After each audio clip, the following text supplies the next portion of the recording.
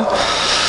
예수님이 성전에서, 여기서 성전이라는 말은 성전엔 여러 구역이 있는데 이방의 뜰, 여인의 뜰, 지성소 이렇게 해서, 근데 여인의 뜰, 여긴 유대인 남자와 여자만 들어갈 수 있는 곳인데, 여기에서 성전에서 예물 드리는 것을 예수님이 주목하고 보셨어요. 여러분, 헌금은 주님이 보시는 거예요. 사람한테 하는 게 아니고 주님이 보시는 겁니다.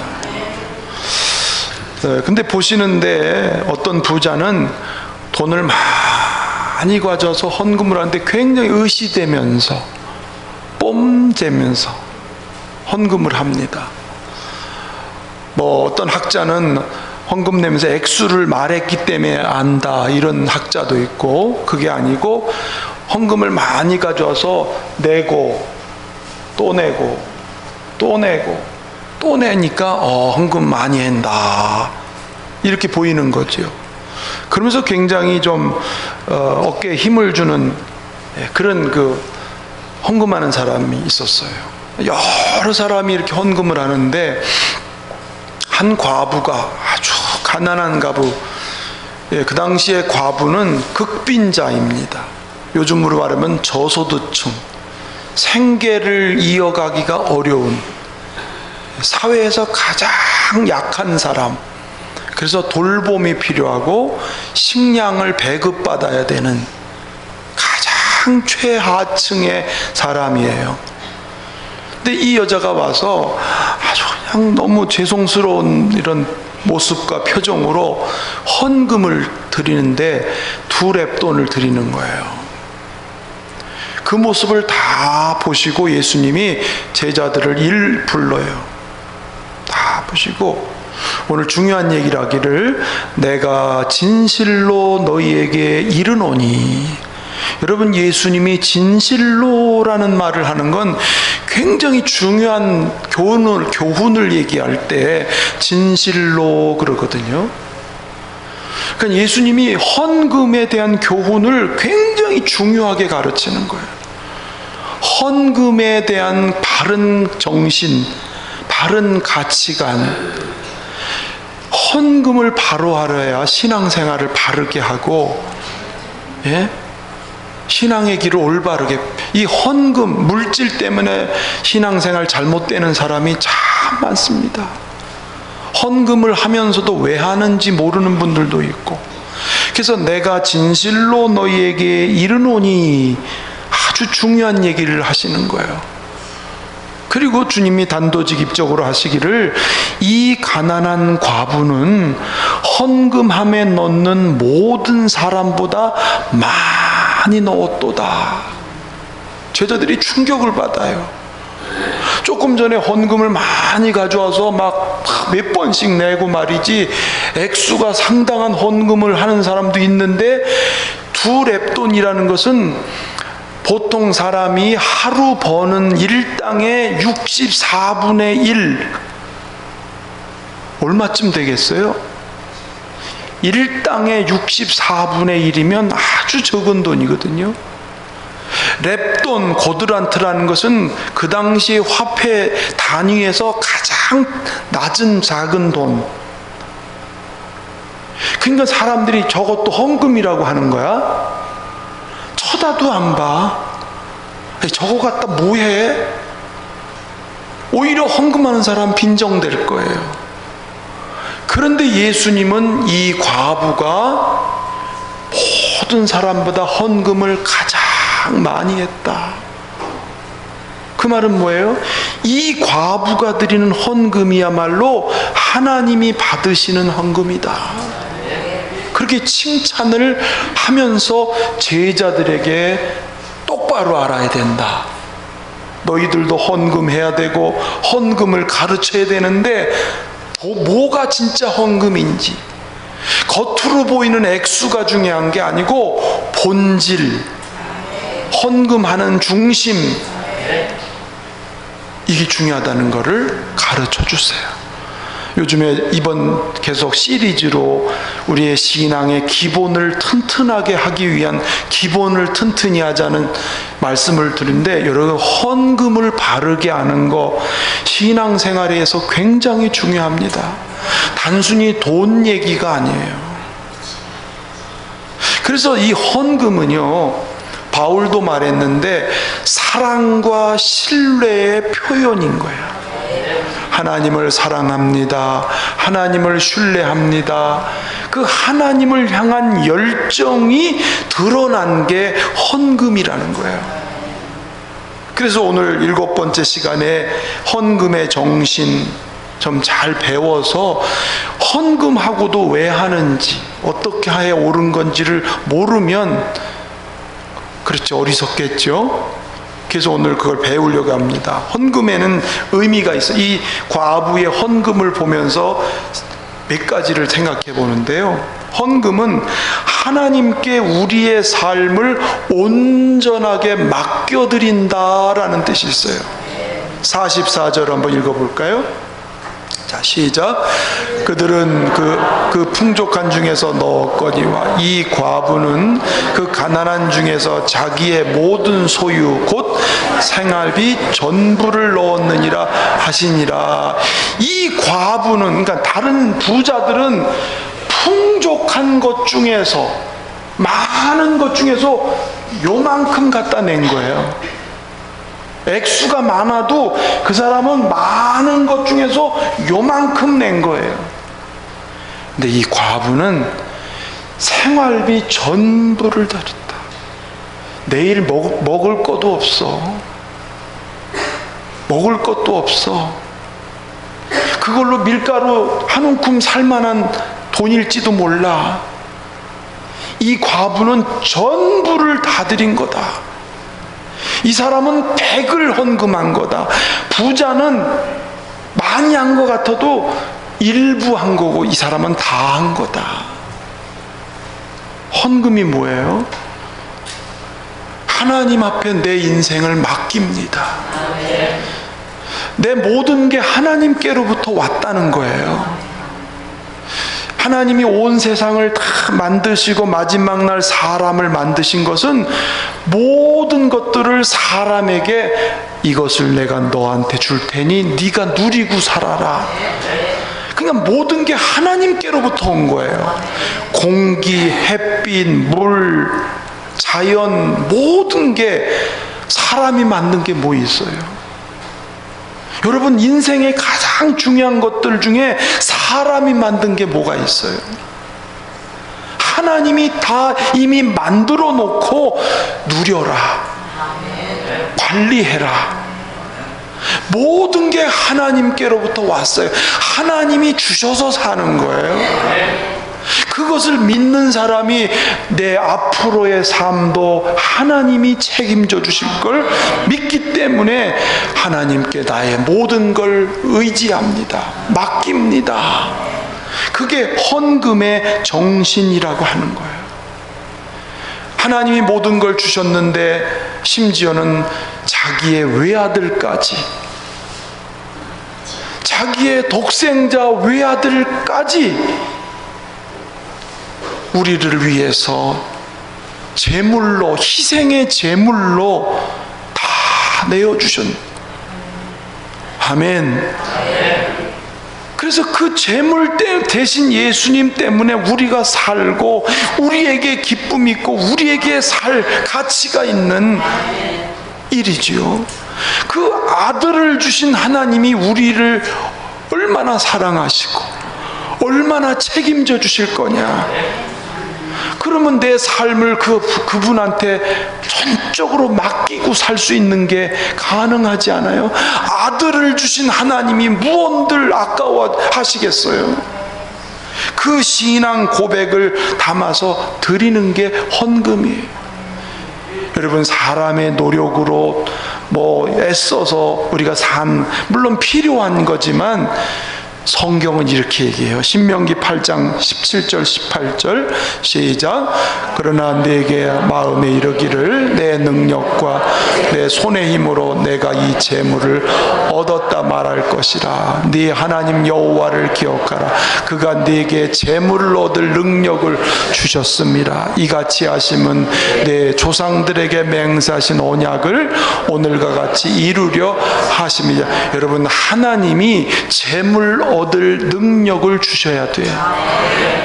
하나님이 하늘 문을 열어서 우리의 수고, 우리의 애쓰는 것을 하나님이 복을 줘야 거기서 우리가 살아가요. 사람이 씨를 심어도 위에서 비를 주고 위에서 햇빛을 비춰야 열매를 맺는 이치처럼 인간이 애쓰고 수고하지만 하나님이 주셔야 돼. 할렐루야. 그래서 그런 신앙을 가지고 사는 사람이 내 인생을 주님께 드립니다 그러면서 자기의 소유를 주님께 드릴 수 있는, 그게 헌금인 거예요. 하나님을 그렇게 신뢰한다는 거지요. 새벽에 교회에서 집에서 올 때까지 찬송을 하고 오면 한 5분 찬송을 하면 한 곡이 끝나요.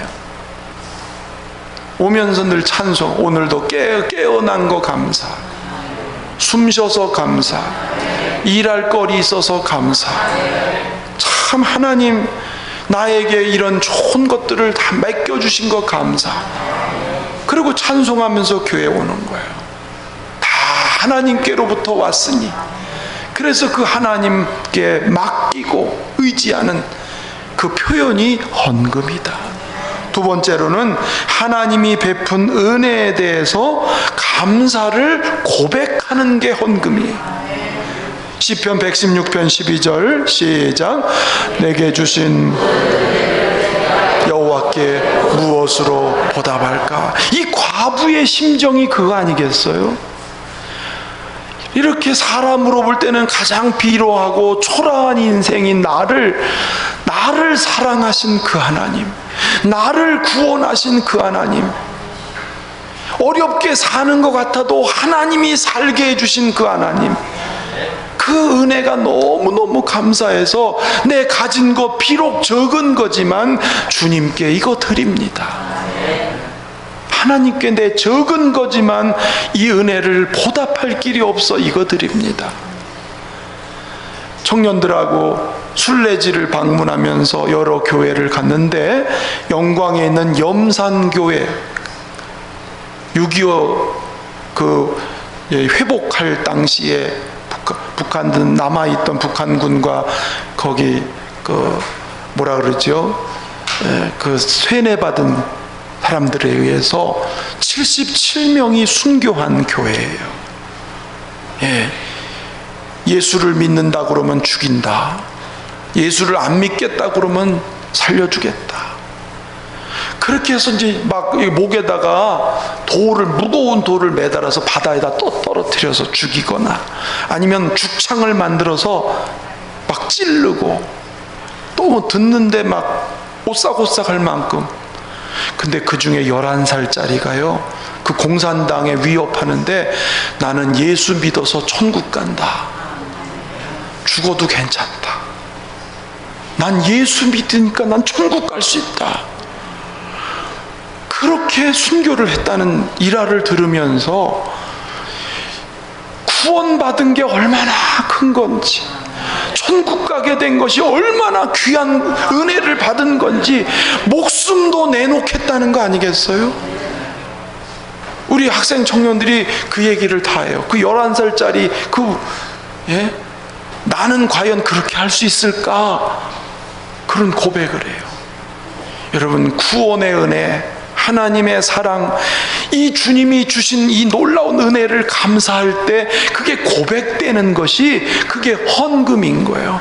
이 과부의 헌금이 그렇고 많은 주님을 만났던 사람들이 주님께 드리는 헌금의 내용이 그렇고, 다윗이 하나님이 나를 이 사랑하고 이 민족을 택해 주시고 하신 그 은혜가 감사해서 전쟁에 나가면 노획물을 거두어다가 즐거운 마음으로 하나님께 드릴 힘 주신 것을 감사합니다, 감사합니다. 그러고 예물을 드렸어요. 아까운 마음이 어디 있겠어요? 정말 감사해서 여러분, 하나님의 은혜에 대한 감사의 고백이 헌금인 것을 기억하시기를 축원합니다. 물론 헌금뿐만이 아니에요. 시간, 재능, 몸, 이거를 들여서 내게 주신 은혜를 어떻게 하면 보답할까, 그 마음이 드는 거지. 세 번째는요, 하나님이 주신 것으로 주님의 뜻을 행하려는 것이 헌금의 의미예요. 역대상 29장 16절 읽어봅시다. 시작. 우리가 주의 거룩한 이름을 위하여 성전을 건축하려고 미리 저축한 이 모든 물건이 다 주의 손에서 왔사오니 다 주의 것이니이다. 다 주의 손에서 왔는데 주님의 집을 짓기 위해서 다 주께로 드리겠다는 이 고백을 누가 했냐면 다윗이 성전을 지으면서 예물을 마음껏 드리면서 이렇게 드릴 수 있어서 감사합니다. 드릴 힘 주셔서 감사합니다. 하나님을 위해서 쓸 수 있어서 감사합니다. 이런 마음을 드린 거예요.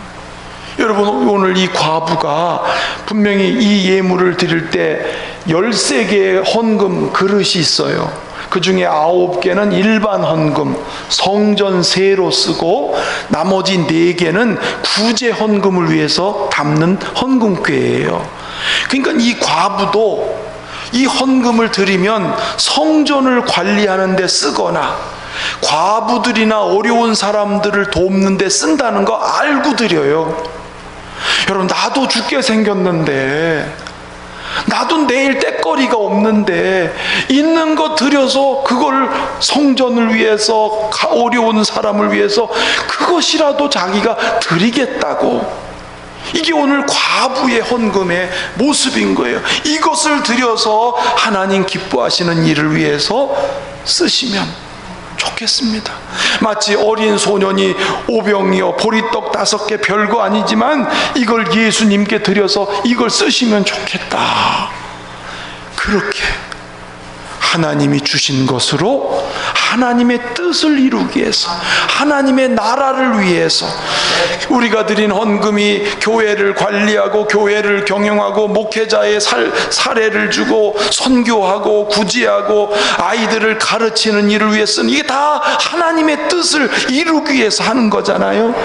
내 작은 물질이지만 이것을 통해서 이렇게 하나님의 일을 위해서 드린다고 하는 것, 이걸 여러분 하나님이 얼마나 기뻐하시는지 빌립보 4장 18절 말씀에 이렇게 얘기하고 있어요. 시작. 또 풍부한지라 에바브로 디도편에 너희가 준 것을 받음으로 내가 풍족하니 이는 받으실 만한 향기로운 제물이요 하나님을 기쁘시게 한 것이라. 여러분, 빌립보 교회가 가난해요. 핍박을 받았어요. 그런데 그들이 막 헌금을 모아요. 그리고 저 지역에 복음을 전한다고 그러니까 바울에게 그 헌금을 보내요.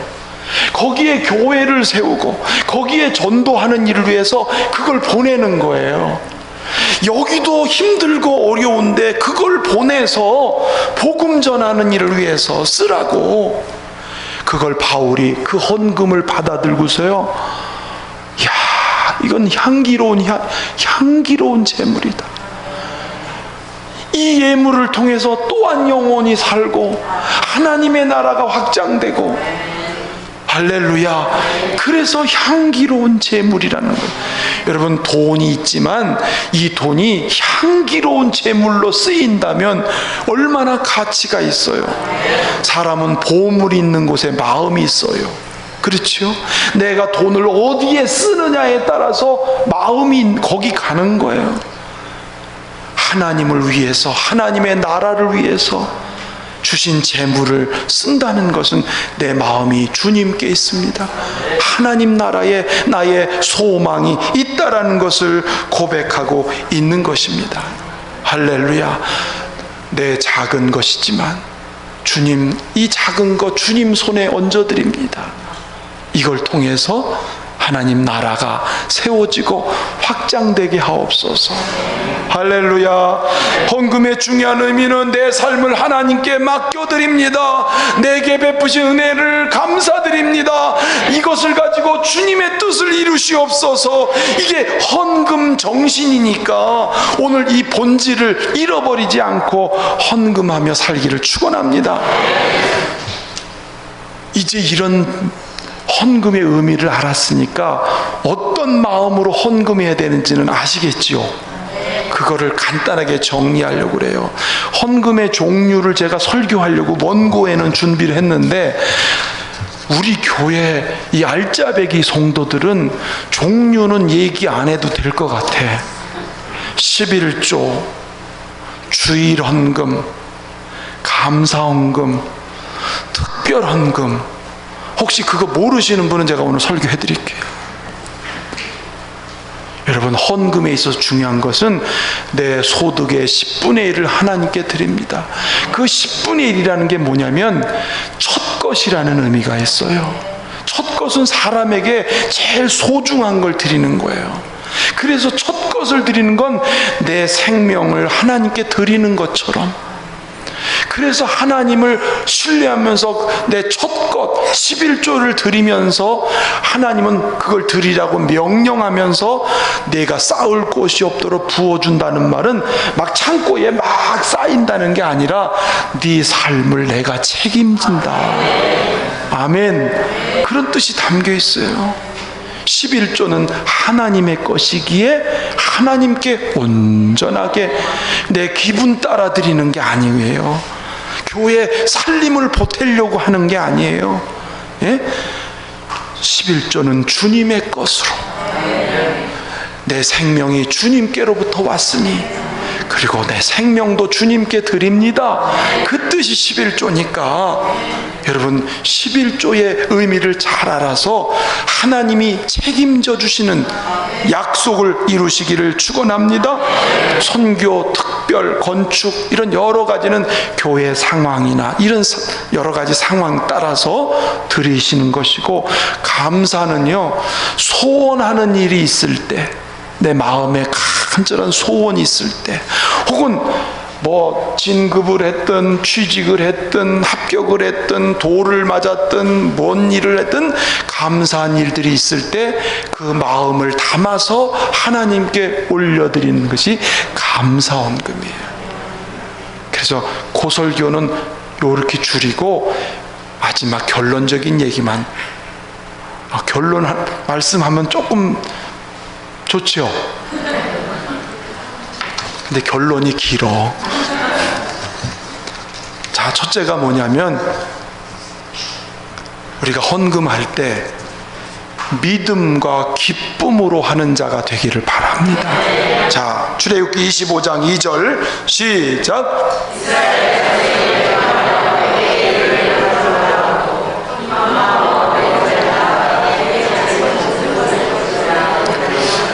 성막을 지을 때 예물을 가져와라, 이렇게 하나님이 모세에게 얘기를 해서 성도들한테 예물을 가져와서 성막을 짓자 그랬더니 저들이 기쁜 마음으로 그러는 사람들 것만 받으라는 거예요. 여러분, 기쁘게 한다는 말은 믿음으로 한다는 거예요. 여러분, 믿음으로 하지 않는 헌금은요 나중에 시험거리가 돼요. 그리고 자랑거리가 돼요. 그래서 우리는 헌금을 할 때 어떻게 한다? 믿음으로 하고, 남하고 비교하지 말라. 헌금은 누구하고 비교하는 게 아니에요. 겉으로 아까 말한 대로 액수를 보고 헌금 많이 했냐 적이 했느냐, 여러분 그거 사람이 판단하면 안 돼요. 하나님이 다 저울에 달아보시는 거기 때문에 인간의 기준으로 겉에 보이는 양으로 보지 말고 하나님은 질, 전부인지 일부인지 생명 같은 건지 찌꺼기인지 하나님이 다 보고 계세요. 그러니까 믿음으로 기쁘게 드리기를 축원합니다. 두 번째는 뭐냐면 감사와 헌신으로 드려야 된다. 자, 시편 50편 14절 시작.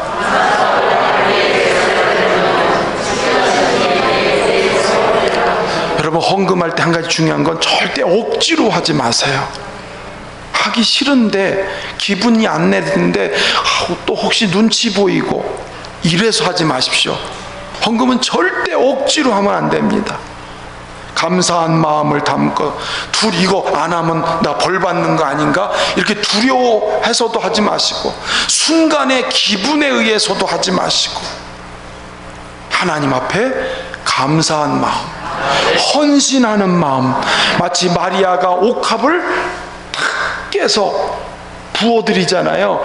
그걸 모르는 제자들은 허비해 빈정대는데 예수님은 그 여인의 사랑을, 그 여인의 진짜 감사를, 그 여인의 헌신을 아시기 때문에 이 여자가 한 일을 전해라 이렇게 얘기했어요. 감사와 헌신, 절대로 억지로 하지 말라 하는 것.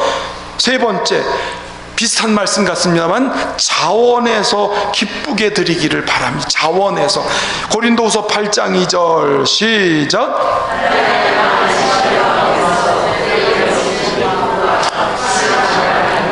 그들의 풍성한 연모를 넘치도록 하게 하였느니라. 여러분, 환난을 당했어요? 극심한 가난이 있어요? 그러면 헌금이 없어야 되잖아. 부자들도 없는데 어떻게 헌금이 나와? 여러분, 부자가 헌금하는 거 아닙니다. 헌금은 하나님의 은혜를 알면서 자원하는 마음이 있으면 부자든 가난하든 상관없어요. 드릴 마음이 중요한 거지요. 예, 그래서 자원하는 마음으로 여러분 드리길 바라고, 내가 그래도 교회 직분이 뭔데, 내가 그래도 권사인데, 내가 뭔데, 여러분 그런데 매여서 내지 마십시오. 정말 마음에 자원하는 마음으로 기뻐하면서 드릴 수 있기를 주의 이름으로 축원합니다. 내가 교회 재정에 몇 분의 몇을 채워야 되는데 교회 재정이 모자르니까 나래, 이런 마음 갖지 마세요. 하나님을 향해서 순수한 마음으로 자원해서 헌금하시기를 주의 이름으로 축원합니다.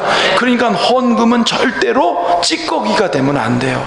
내가 쓸 거 다 쓰고 조금 남으니까 드리는 헌금은 해도 주님이 기뻐하지 않아요. 정말 드릴 수 없는 상황, 드릴 수 없는 형편인데도 거기서 구별시킬 수 있는 헌금, 그것이야말로 하나님이 받으시는, 흠양하는 재물인 것을 믿으시길 축원합니다. 그러면 주님이 책임져 주시잖아요. 사르밧 과부가 그렇게 주님이 3년 6개월 흉년 때도 채워주셨어요. 네 번째, 마지막, 자기 힘 닿는 대로 드려야 된다. 고린도후서 8장 12절 시작.